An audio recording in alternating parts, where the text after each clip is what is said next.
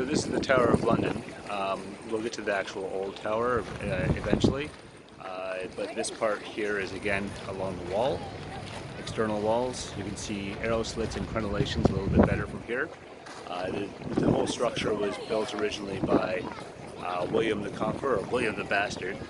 This part here, however, was built under later Norman kings after the Saxons had been pacified. Quotes. Anyways, this would be built by Edward I in about the 1270s. So you can see crenellations up there and arrow slits. Excellent for defense. This is also my home, so you're very, very welcome to my home. For the next 4.5 hours, we're going to be walking around my home where I'll be pointing out some of the more historic buildings, telling you some stories about their history. Our story begins way back on the 14th of October 1066, when William the Duke of Normandy, we now know him as William the Conqueror, defeated the Anglo-Saxon King Harold at the Battle of Hastings. William was crowned King William I of England on Christmas Day that same year, but he spent the rest of his life fighting his Saxon subjects, who weren't particularly impressed with all these Frenchmen now running around the country. He came here to London and built a small wooden palisade in what was then the south-east corner of Roman London. In the year 1078, he instructed that his first royal palace and fortress be built here. Today we call it the White Tower, and it's behind those buildings over there. Don't bother looking, it's behind the buildings. You can't see it. Hi, here I am at Tower of London. Behind me is the White Tower, which was built by William the Conqueror. I'm going to try to get a better view of it. There we are. Maybe that's better. Let's flip up. Yeah, crenellations at the top. That was the keep. And here is the old wall. And the larger walls behind me were erected by Edward I afterwards. Hi, this is St. John's Chapel inside the Tower of London. And it's styled off of the same framework or same base plan as Aachen Cathedral in Charlemagne's Empire, because William the Conqueror was kind of aping the same style of architecture that the Carolingians had.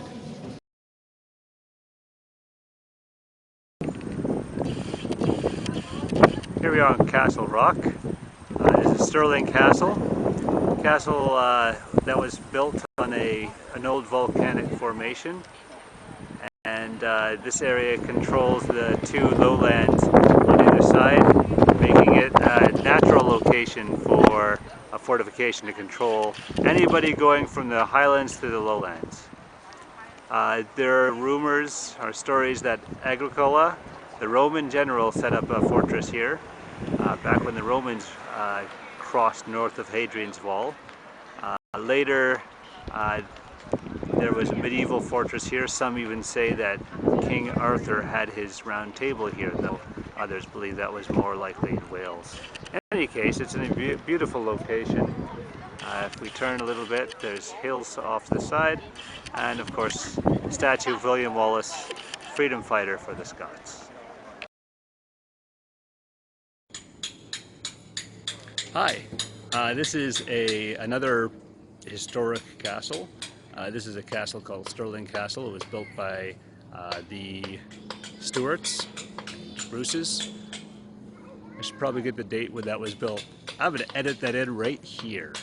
Okay. Anyways, behind me you can see the forework or the outer defenses. Now there's another area called the French Spur, which expands inwards. Anyways, this used to be painted white. It would have been shown very brightly above the city below. This is on a massive height above the city. Behind me you can see Queen Anne's garden and a bowling green that was installed during the Renaissance under James V. There's my children running around. And up here you can see it still has some of the military functions, but it's also a bit of Renaissance built in here. The building behind me, the Great Hall, that's a Renaissance building. Actually, I can just tilt it like that. That's a lot better. But you can still see crenellations where there's defenses from the Middle Ages and even your arrow slits back there. Here we are in the Great Hall. This is the Great Hall at Stirling, built by James the Fifth, and you can see it's got standard Great Hall ceiling, arched medieval style with big windows on either side, and there should be 5 fireplaces in here for keeping things, Highlander, for keeping things nice and warm. Now, this is where the king would have had people gather. The king and his important people would have gathered back there, and everybody would have gathered here. It was one of the largest secular buildings at its time in the kingdom, in Scotland.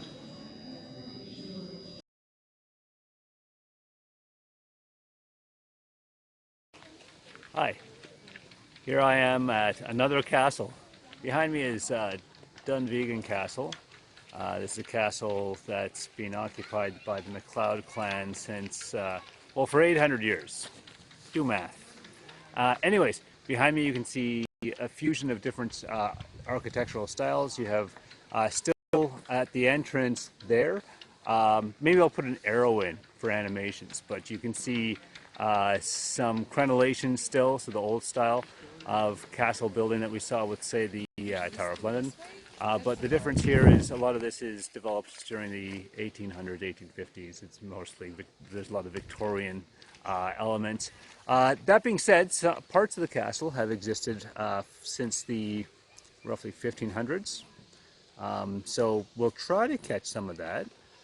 This is, I should probably say the location. This is in the Inner Hebrides, so the islands north of Scotland, on the Isle of Skye. So more on the inside later.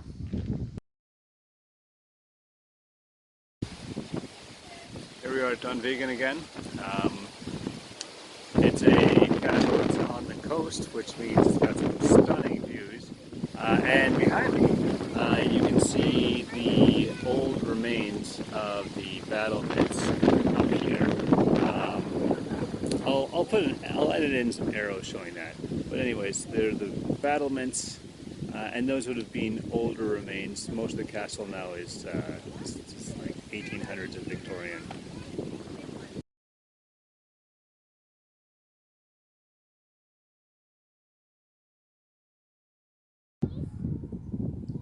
Here I am at a broch. A broch is an Iron Age hill structure, circular tower, and they're some of the oldest structures in Scotland, dating to about 2300 BCE. So I'm going to go up and now show you what it looks like inside. And here we are at the entrance of the broch. There's a country landscape where invaders will come from. Here's the main entrance. So you would have brought your livestock in here. They'd live on the floor here. There's everybody looking around. And you got a side room here.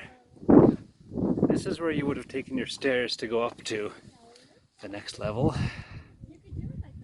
And over here, looks like there's a small guard room. Got an entrance there, and you can go up and got a small guard room there. Yeah, it's a very old structure from 2300 BCE. There we go.